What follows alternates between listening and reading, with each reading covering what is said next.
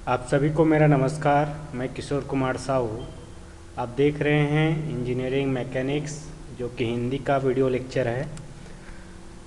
Engineering mechanics में हम बात कर रहे हैं फ्रिक्शन के एप्लीकेशन के बारे में, और एप्लीकेशन में हम स्क्रू जैक के बारे में पढ़ रहे हैं। लास्ट लेक्चर में हमने स्क्रू जैक के इंट्रोडक्शन के बारे में डिस्कस किया हुआ था। आज के लेक्चर में हम लोग स्क्रू जैक में जो फ्रिक्शन काम करता है वो किस तरीके से काम करता है, और फ्रिक्शन की वजह से उसमें जो भी फोर्स काम कर रहा है उसको हम कैसे फाइंड आउट कर सकते हैं, इसके बारे में डिस्कस करेंगे। तो ओवरऑल आज के लेक्चर में हम लोग स्क्रू जैक के पूरे कॉन्सेप्ट और उसके डिज़ाइन के बारे में हम लोग पढ़ेंगे। क्लियर है? तो आज का टॉपिक है friction in a square threaded screw.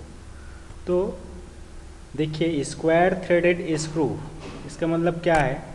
हम मैकेनिकल स्क्रू जैक के बारे में पढ़ेंगे, और मैकेनिकल स्क्रू जैक में भी हम सिलेंड्रिकल स्क्रू जैक या बॉटल स्क्रू जैक, जिसमें एक स्क्रू होता है और स्क्रू में के चारों तरफ नट होता है। नट या स्क्रू को हम रोटेट करके स्क्रू को अप डाउन मूव कराते हैं और लोड को राइज या लोअर किया जाता है।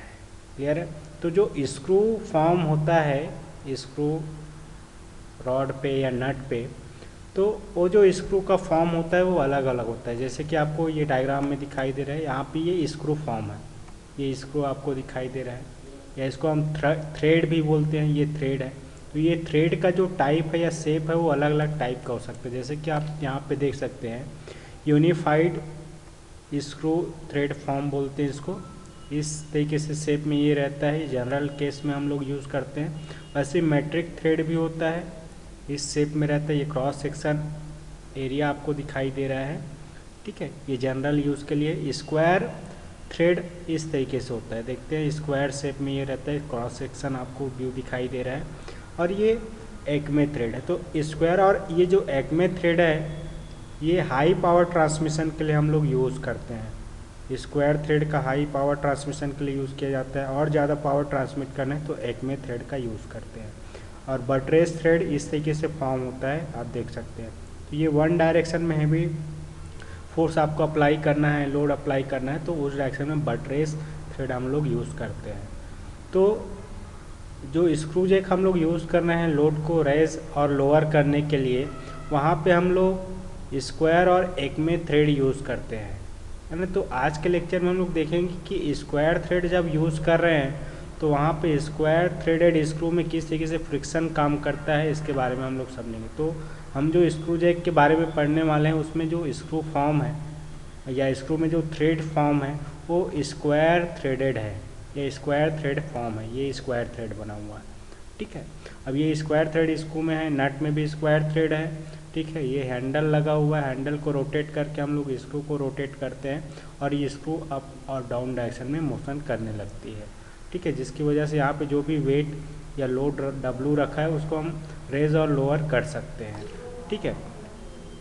अब ये जो स्क्वायर थ्रेडेड स्क्रू यहाँ पे लगा हुआ है वो दो तरीके से होता है, एक राइट हैंडेड थ्रेड होता है, एक लेफ्ट हैंडेड थ्रेड होता है। देखिए, अगर ये स्क्रू आप देखेंगे, इसको फ्रंट से हम देख रहे हैं तो थ्रेड इस तरीके से स्लोप है ना, लेफ्ट डायरेक्शन में स्लोप है, लेफ्ट से राइट ऐसे ऊपर की तरफ स्लोप है राइट डायरेक्शन में, तो इसको हम राइट हैंडेड थ्रेड बोलते हैं। और जब ये स्लोप क्या हो, राइट टू लेफ्ट की तरफ हो, तो इसको लेफ्ट हैंडेड थ्रेड कहते हैं।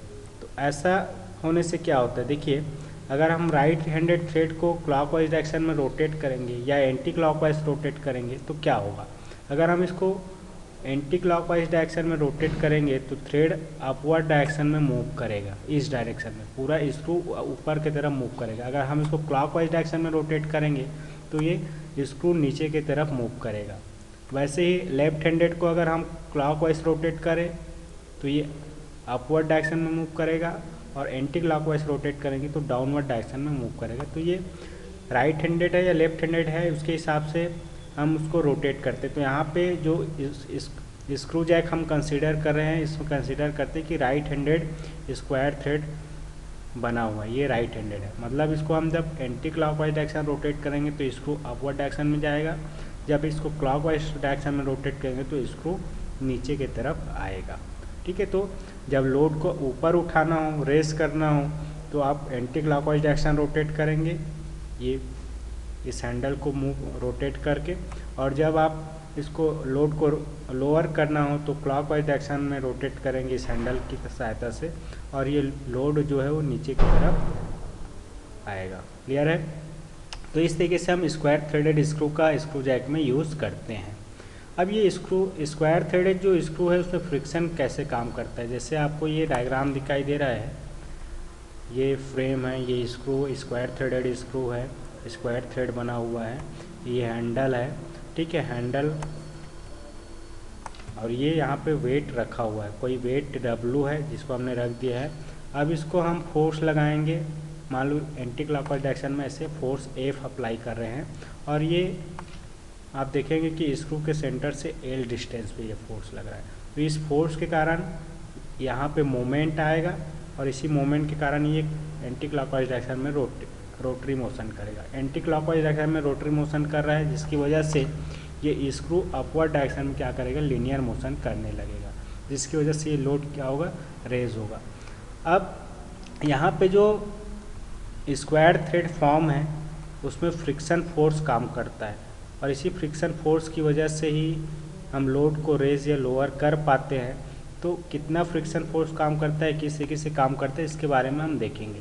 तो सबसे पहले हम स्क्वायर थ्रेड का जो नोमेनक्लेचर है, कुछ टर्मिनोलॉजी यूज़ करते हैं, उसके बारे में देखते हैं। जैसे ये स्क्वायर थ्रेड है, ये नट है, ठीक है, ये पीच लेंथ होता है। पीच क्या होता है, देखिए ये एक्सियल डिस्टेंस होता है, एक्सिस के अलॉन्ग दो पॉइंट के बीच का डिस्टेंस। कौन से, एडजेसेंट, सेम एडजेसेंट पॉइंट। जैसे ये ऊपर स्क्वायर एक थ्रेड हमने लिया टॉप पॉइंट, और नीचे वाला थ्रेड का टॉप पॉइंट, तो यहाँ से यहाँ तक ये एक्सियल डिस्टेंस पीच लेंथ कहलाता है, पीच ऑफ दी स्क्रू या थ्रेड। क्लियर है? इसके अलावा देखिए ये स्क्वायर, ये थ्रेड जो है एक सिलेंड्रिकल रॉड को थ्रेड के फॉर्म में कन्वर्ट किया गया है। तो रॉड यहाँ से सेंटर, ये एक्सिस है, एक्सिस से ये वाला जो रेडियस है, ये सिलेंडर, सॉलिड सिलेंडर, ये है R1, इनर रेडियस इसको बोलते हैं हम लोग स्क्रू का, और ये आउटर रेडियस है जहाँ तक ये थ्रेड कटा हुआ है। क्लियर है? तो ये इनर रेडियस और आउटर रेडियस RO। क्लियर है? इसके अलावा आप देखेंगे कि ये थ्रेड हॉरिजॉन्टल से कुछ ऐसे एंगल पे है, इंक्लाइंड है, तो ये एंगल कहलाता है हेलिक्स एंगल, है ना। इसको थ्रेड एंगल भी हम कहते हैं, इसको यहाँ पे हम थीटा से रिप्रेजेंट कर रहे हैं। क्लियर है? तो ये कुछ टर्मिनोलॉजी है, ठीक है। अब यहाँ पे W वेट है जिसको हमें लोअर या रेस करना है, ठीक है। L क्या है, लेंथ ऑफ हैंडल है, ये स्क्रू के एक्सिस से ये जहाँ तक हम फोर्स लगा रहे हैं उसका लेंथ है, या लेंथ ऑफ हैंडल आप बोल सकते हैं, ठीक है। F क्या है, हैंडल पे अप्लाई किया गया फोर्स है ना। हमें W को लोअर या रेस करना है, ऊपर या नीचे करना है, तो W क्या है, लोड है, और इसको लोड को अप या डाउन करने के लिए हम एक एफर्ट फोर्स अप्लाई कर रहे हैं F। तो ये F क्या है, एफर्ट है। तो याद रखिए यहाँ पे ये लोड है और ये एफर्ट। तो लोड को ऊपर या नीचे करने के लिए हम कितना एफर्ट लगा रहे हैं ये हमें कैलकुलेट करना है। क्लियर है? तो F क्या है, अप्लाइड फोर्स है, एफर्ट फोर्स है जो हम हैंडल पे अप्लाई कर रहे हैं।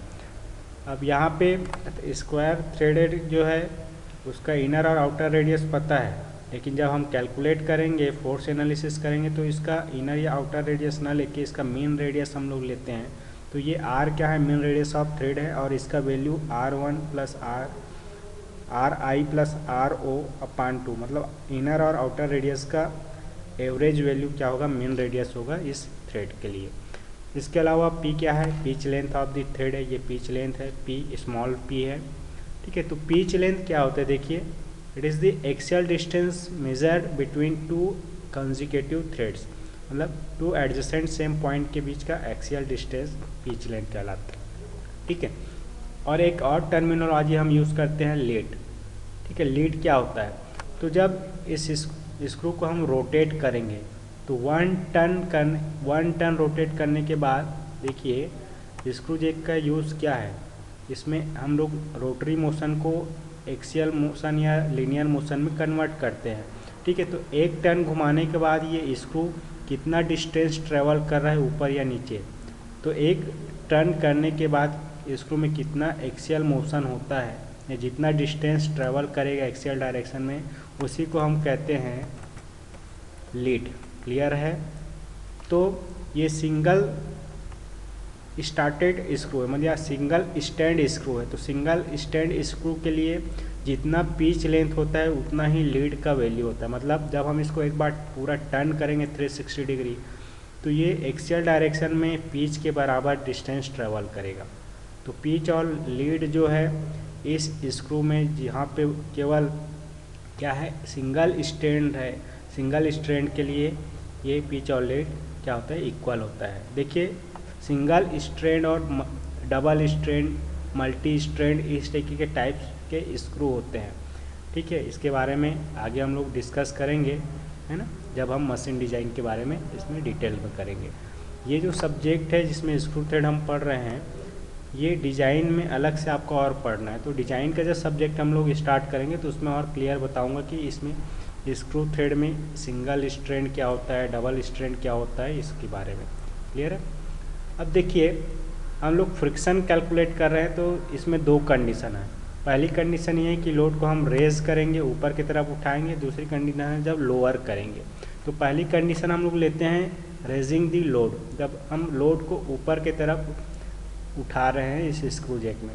तो ऊपर लिफ्ट करने के लिए हम क्या करेंगे, इस हैंडल में एंटी क्लॉकवाइज डायरेक्शन में ये फोर्स अप्लाई करेंगे। ये फोर्स मैंने आपको ऐसे दिखाया हुआ है, टॉप से आप देखेंगे तो ये आपको इस तरीके से हॉरिजॉन्टल पिन पे ऐड करेगा। तो ये एंटी क्लॉकवाइज डायरेक्शन में स्क्रू को हम रोटेट कर रहे हैं, और ये जो स्क्रू है अपवर्ड डायरेक्शन में मूव करेगा। अपवर्ड डायरेक्शन में मूव करेगा तो ये लोड जो है अपवर्ड डायरेक्शन में लिफ्ट होने लगेगा। तो रेजिंग द लोड, इस केस में स्क्रू में कितना फोर्स काम कर रहा है इसके बारे में हम डिस्कस करेंगे।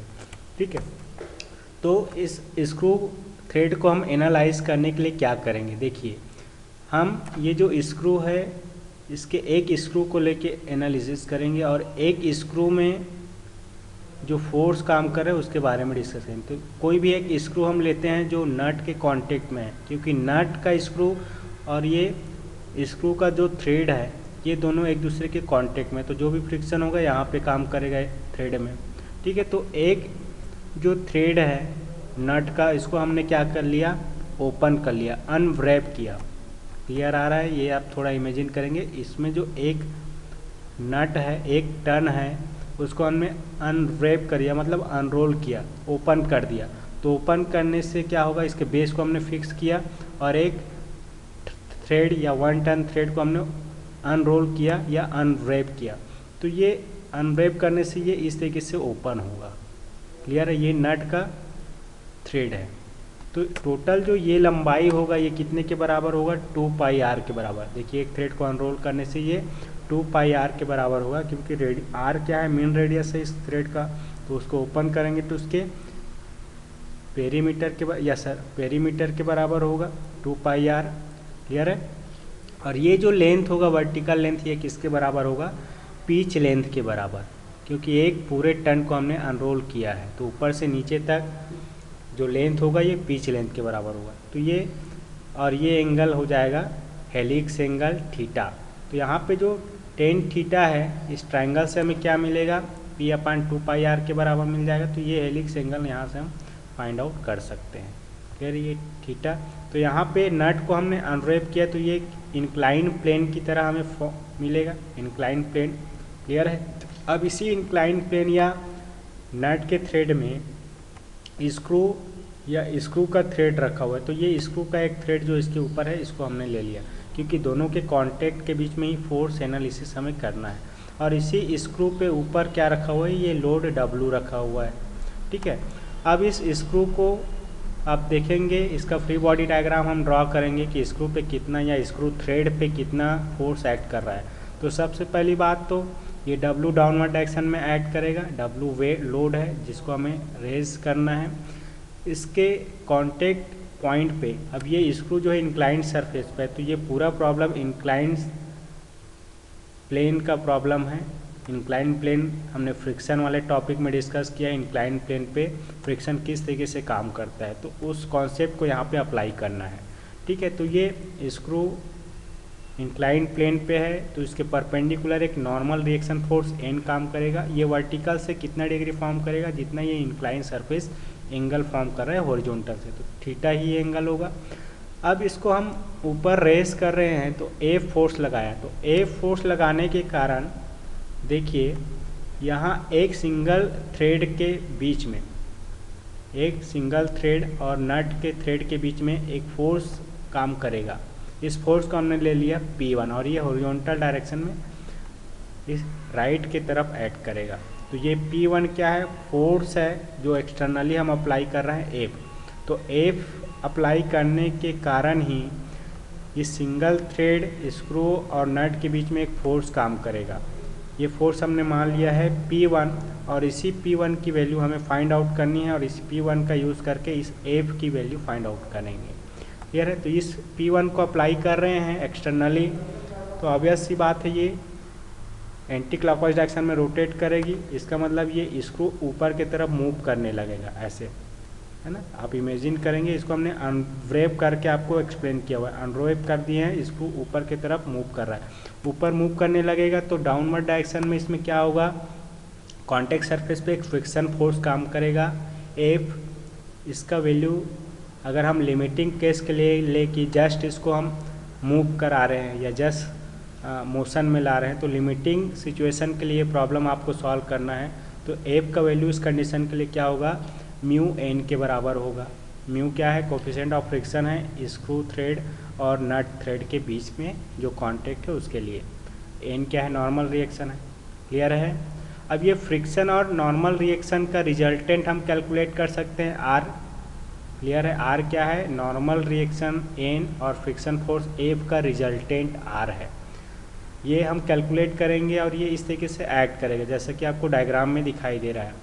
अब ये नॉर्मल रिएक्शन से एक एंगल फॉर्म कर रहा है फाई, आर एन से एक एंगल फॉर्म कर रहा है फाई, और इसी एंगल को हम क्या कहते हैं, फ्रिक्शन एंगल कहते हैं या कोन एंगल भी इसको कहते हैं। ये टॉपिक हमने पहले भी डिस्कस किया हुआ है, कोन एंगल और फ्रिक्शन एंगल का एक टॉपिक है, उसको आप जाके देखेंगे तो ये आपको समझ में आएगा। क्लियर है। तो ये एफ और एन को हमने सिंगल रिजल्टेंट फोर्स आर में कन्वर्ट कर दिया, तो इस तरीके से ये फोर्स जो है काम करेगा। क्लियर है। तो ऊपर जो tan theta equal to P upon 2 pi R मिला, इसको इक्वेशन नंबर 1 मान लेते हैं। म्यू क्या है, कोफिशिएंट ऑफ फ्रिक्शन है स्क्रू थ्रेड और नट के बीच में। ठीक है। एन क्या है, normal reaction acting on screw, ये है। ठीक है। एफ फ्रिक्शन फोर्स है जो स्क्रू पे काम कर रहा है। आर एफ और एन का रिजल्टेंट फोर्स है। थीटा क्या है, एंगल ऑफ इंक्लिनेशन है या इंक्लिनेशन ऑफ प्लेन सरफेस है। ठीक। साथ ही साथ फाई एंगल ऑफ फ्रिक्शन है जिसकी वैल्यू क्या होती है, टेन इनवर्स म्यू के बराबर। मतलब tan phi is equal to क्या होता है, म्यू होता है। ये हमने पहले डिस्कस किया हुआ है रिलेशन। आप एंगल ऑफ फ्रिक्शन वाला जो वीडियो है उसको आप अच्छे से देखिए, तब ये टॉपिक आपको समझ में आएगा। इस टॉपिक को समझने के लिए आपको इंक्लिनेशन ऑफ प्लेन ये वीडियो देखना पड़ेगा और साथ ही साथ एंगल ऑफ फ्रिक्शन का जो वीडियो है ये भी आप देखेंगे तो ये पूरा कॉन्सेप्ट आपको समझ में आएगा। ठीक है। तो फाई एंगल ऑफ फ्रिक्शन है जिसकी वैल्यू 10 इनवर्स म्यू होगा। क्लियर है। साथ ही साथ हमने P1 ये हॉरिजॉन्टल फोर्स है जो स्क्रू के सरफेस पे ऐड कर रहा है ड्यू टू एफ के कारण इतना P1 फोर्स इसमें ऐड करेगा जिसकी वजह से ये लोड को अपवर्ड डायरेक्शन में रेस कर पाएगा। ठीक है। अब देखिए यहाँ पे जो फोर्स ऐड कर रहा है P1 हमने अप्लाई किया, ये एफ पे डिपेंड करता है। मतलब एफ जो एफ फोर्स हमने अप्लाई किया है एल पे, इससे रिलेटेड है। तो एफ जितना मोमेंट यहाँ पे इंड्यूस करेगा, देखिए एफ के कारण स्क्रू के एक्सिस पे एक टर्निंग मोमेंट आएगा, इसका वैल्यू क्या होगा, एफ इंटू एल होगा। तो एफ इंटू एल किसके बराबर होगा, जो सिंगल स्क्रू थ्रेड के में जो फोर्स काम कर रहा है P1 इसके मोमेंट के बराबर होगा। तो P1 इसके थ्रेड पे काम कर रहा है, थ्रेड सरफेस पे, और ये रेडियस क्या है, R है। तो P1 का मोमेंट क्या होगा एक्सिस पे, P1 इंटू R होगा। तो ये F और P1 के कारण जो भी मोमेंट आ रहा है एक्सिस पे वो दोनों बराबर होगा। क्लियर है। तो फाइनली यहाँ से P1 का वैल्यू हमें मिल जाएगा FL/R। ये रिलेशन हमें मिलेगा F और P1 के बीच में। P1 क्या है, सिंगल स्क्रू पे लगने वाला P1 फोर्स है जो एफ के कारण ही एक्ट हो रहा है, और P1 एफर्ट है, एफ भी एफर्ट है। P1 क्या है, सिंगल स्क्रू के लिए जो एनालिसिस कर रहे हैं उस पर एफर्ट है। एफ क्या है, टोटल फोर्स है जो हम अप्लाई कर रहे हैं एक्सटर्नली। तो हमें एफर्ट की वैल्यू ही फाइंड आउट करना है कि कितना हम एफ अप्लाई कर रहे हैं या P1 अप्लाई कर रहे हैं। अगर हम P1 कैलकुलेट कर ले तो इस फॉर्मूले का यूज़ करके हम एफ की वैल्यू फाइंड आउट कर सकते हैं। तो देखिए, अब ये जो पूरा हमने फ्री बॉडी डायग्राम ड्रॉ किया है, इसको इक्विलिब्रियम कंडीशन पे लेते हैं। मतलब हम लिमिटिंग कंडीशन के लिए ये पूरा एनालिसिस कर रहे हैं कि जस्ट रोटेट कर रहे हैं और जस्ट मूविंग कंडीशन में, तो उस केस के लिए हमने फ्री बॉडी डायग्राम ड्रॉ किया है। तो देखिए इसमें कौन कौन से फोर्स एक्ट कर रहा है। तो W डाउनवर्ड डायरेक्शन में, P1 राइट डायरेक्शन में, और एक R देखिए एफ और एन को हमने सिंगल फोर्स R में कन्वर्ट कर दिया है, जो कि वर्टिकल से कितना एंगल फॉर्म करेगा, थीटा प्लस फाई। एन से 5 डिग्री है और वर्टिकल से एन थीटा डिग्री है, तो वर्टिकल से आर का जो एंगल होगा वो थीटा प्लस फाई होगा। तो एफ और एन को हमने सिंगल फोर्स आर में कन्वर्ट कर दिया। तो ये 3 फोर्स यहाँ पे काम कर रहा है। इन 3 फोर्स को हम इक्विलिब्रियम कंडीशन में अप्लाई करेंगे, और 2 इक्विलिब्रियम कंडीशन अप्लाई करेंगे। वर्टिकल एक्सिस में लगने वाले फोर्स का सम 0 और हॉरिजॉन्टल एक्सिस में लगने वाले फोर्स का सम 0। तो हॉरिजॉन्टल एक्सिस एक्स में लगने वाले फोर्स का सम 0। एक्स एक्सिस में सभी फोर्स को रिजॉल्व करिए, देखिए क्या हो जाएगा। P1 ये पॉजिटिव एक्स की तरफ एक्ट कर रहा है तो ये प्लस हो जाएगा, और R को हम रिजॉल्व करेंगे तो ये साइन कंपोनेंट इसमें आएगा, तो ये हो जाएगा R sine theta plus phi. इसका डायरेक्शन निगेटिव एक्स की तरफ होगा, ठीक है, इसलिए हो जाएगा minus R sine theta plus phi. ये दोनों का सम क्या होगा, 0। इसको हम सॉल्व करेंगे तो P1 एफर्ट का वैल्यू हमें मिल जाएगा, P1 is equal to R sine theta plus phi. ये इक्वेशन नंबर 3 हमें मिल जाएगा, ठीक है। आगे हम लोग सेकेंड इक्विलिब्रियम कंडीशन अप्लाई करेंगे, summation of F Y is equal to 0। Vertical axis में लगने वाले फोर्स का सम 0 होगा। देखिए डाउनवर्ड फोर्स को हम माइनस लेते हैं, अपवर्ड को प्लस लेते हुए ऐड करना है। तो W डाउनवर्ड है इसलिए माइनस R का वर्टिकल कंपोनेंट हो जाएगा कॉस कंपोनेंट, तो plus R cos theta plus phi is equal to 0। Clear है। इसको हम सॉल्व करेंगे तो W का वैल्यू मिल जाएगा R cos theta plus phi. ये इक्वेशन नंबर 4 हमें मिलेगा। देखिए इक्वेशन नंबर 3 और 4 को हम सॉल्व करेंगे, तो इक्वेशन नंबर 3 को 4 से डिवाइड करेंगे तो क्या मिलेगा, P1 upon W is equal to sine theta plus phi upon cos theta plus phi.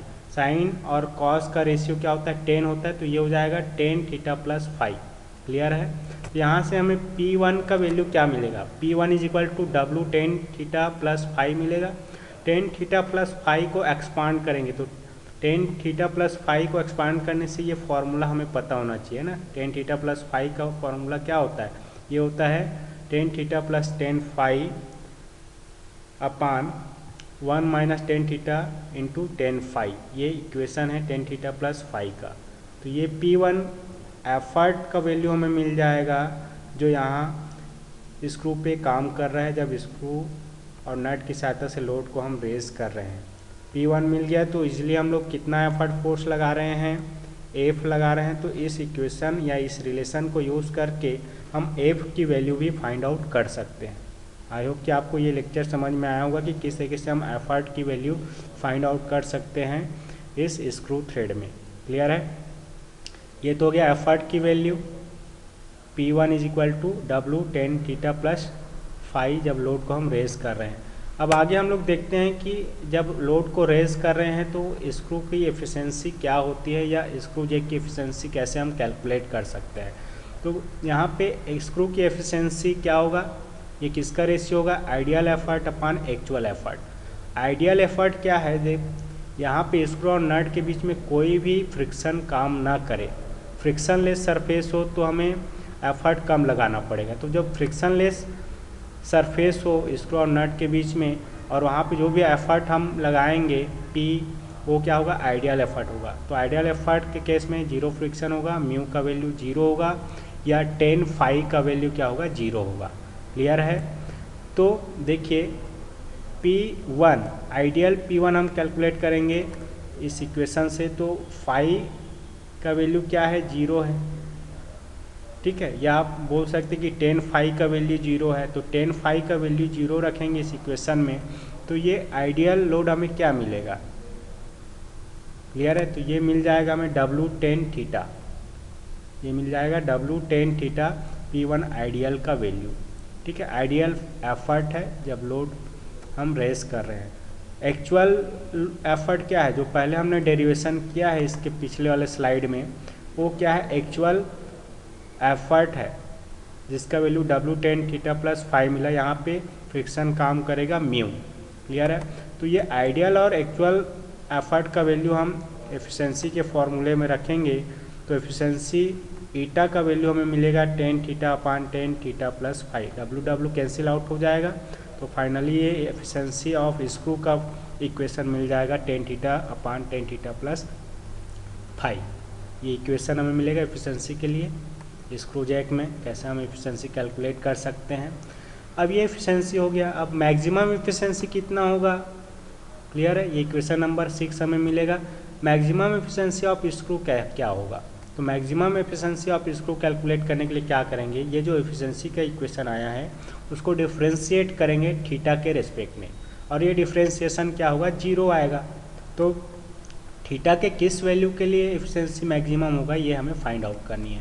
तो देखिए ऊपर एफिशिएंसी का इक्वेशन मिला है, उसको हम डी थीटा के रेस्पेक्ट में डिफ्रेंशिएट करेंगे, d upon d theta tan theta upon tan theta plus 5। इसको हम सॉल्व करेंगे तो थीटा का वैल्यू हमें मिलेगा π/4 माइनस 5/2। तो थीटा के इस वैल्यू के लिए मैक्सिमम एफिशिएंसी मिलेगा स्क्रू का, क्लियर। तो ये मैक्सिमम एफिशिएंसी के लिए कंडीशन है कि थीटा या एंगल ऑफ इंक्लिनेशन जो है प्लेन का, ये कितना होना चाहिए, π/4 माइनस 5/2 के बराबर होना चाहिए, इंपॉर्टेंट है, ठीक है। तो एफिशिएंसी ऑफ द स्क्रू क्या हो जाएगा, मैक्सिमम एफिशिएंसी।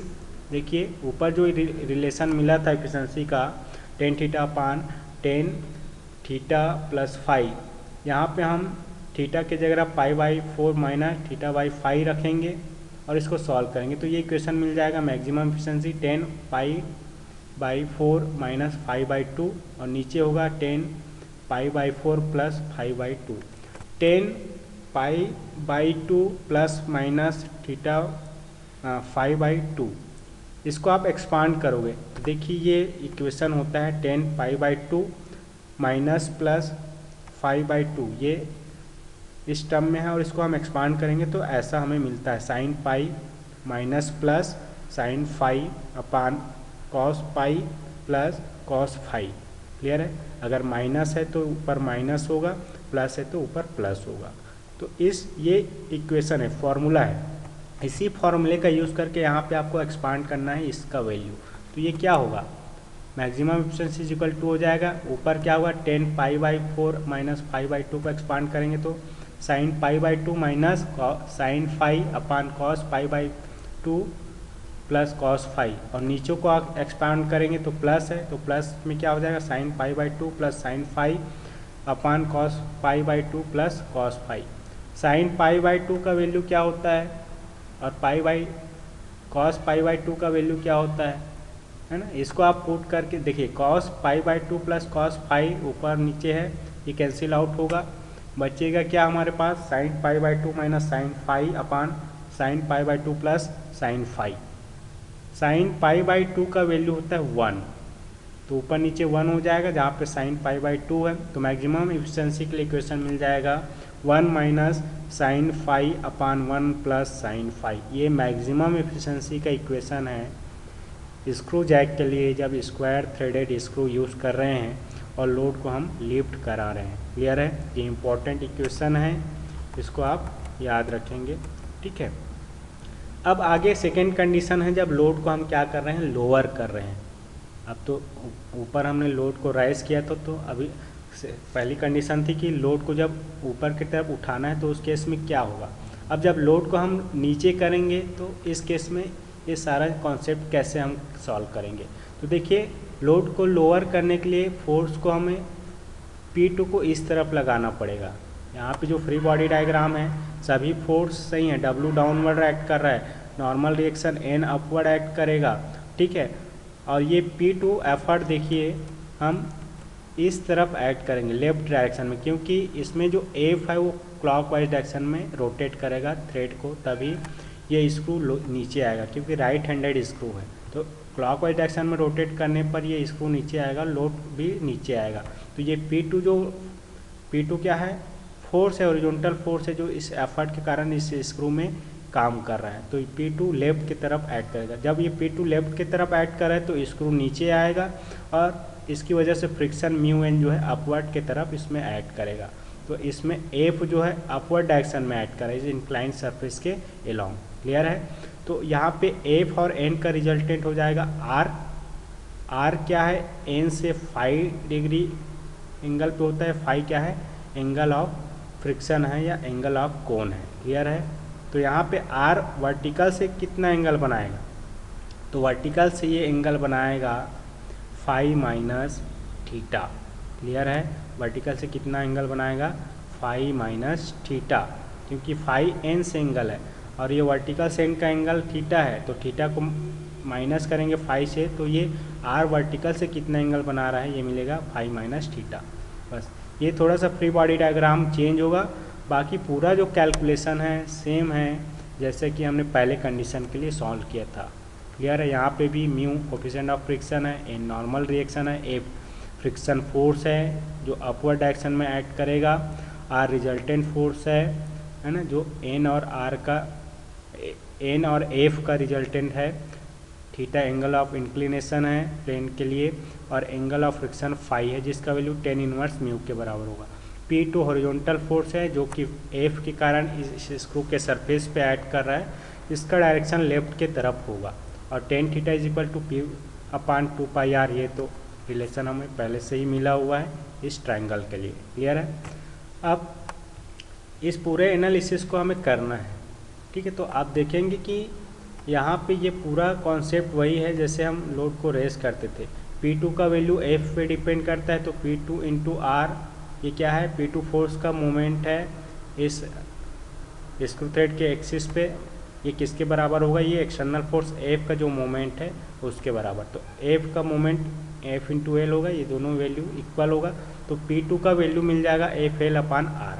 तो ये P2 एफर्ट है, F भी एफर्ट है। P2 क्या है, उस स्क्रू पे जो एफर्ट लग रहा है, और F क्या है, जो टोटल फोर्स एफर्ट हम अप्लाई कर रहे हैं इस स्क्रू जैक में। तो F का वैल्यू ही हमें फाइंड आउट करना है या P2 का वैल्यू हमें फाइंड आउट करना है।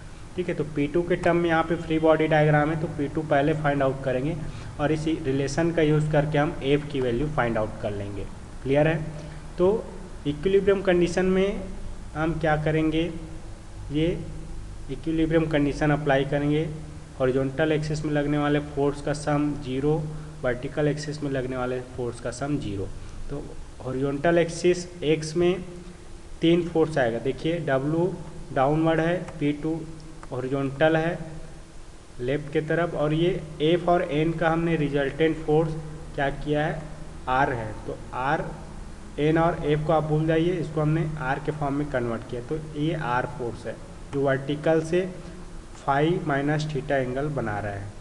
R को हम रिजॉल्व करेंगे तो वर्टिकल कंपोनेंट कॉस कंपोनेंट मिलेगा, हॉरिजॉन्टल साइन, तो ये हॉरिजॉन्टल एक्सिस में साइन कंपोनेंट आएगा R का, P2 minus plus R sine phi minus theta, ये मिलेगा हॉरिजॉन्टल एक्सिस में लगने वाला फोर्स। इसको सॉल्व करेंगे P2 is equal to R sine phi minus theta मिलेगा, इक्वेशन नंबर 3।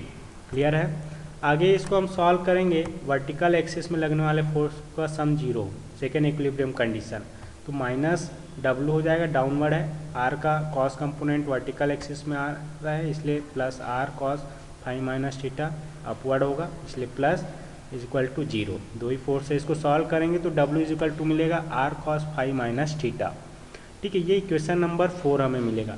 इक्वेशन नंबर 3 को इक्वेशन नंबर 4 से डिवाइड करने से हमें मिलेगा P2/W is equal to 10 phi minus theta, या यहाँ से हमें P2 का वैल्यू मिल जाएगा W 10 फाई माइनस थीटा। याद रखिए यहाँ पे P2 एफर्ट का वैल्यू है जो हम यहाँ पे अप्लाई कर रहे हैं जब लोड को लोअर कर रहे हैं।